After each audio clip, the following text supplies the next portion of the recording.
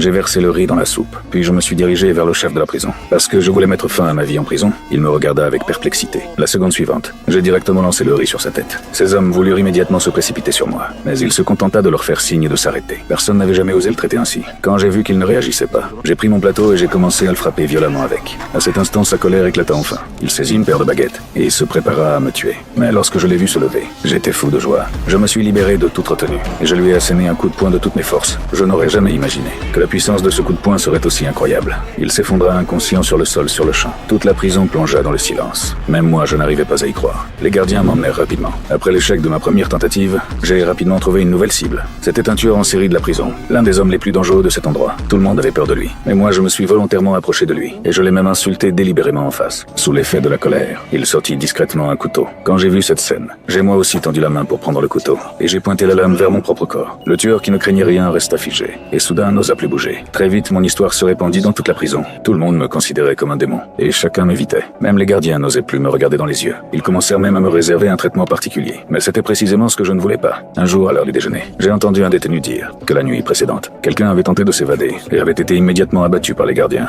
Cela me donna une nouvelle idée. Cette nuit-là, j'ai quitté ma cellule seule. J'ai traversé la cour de la prison en courant. Tout en courant, je criais de toutes mes forces. J'espérais que les gardiens me tueraient par balle. Le directeur de la prison observait toute la scène à travers les caméras de surveillance et décida d'exaucer mon souhait. Un groupe de gardiens m'encercla rapidement. Mais au moment où il s'apprêtait à ouvrir le feu, le directeur de la prison remarqua soudain que quelque chose n'allait pas.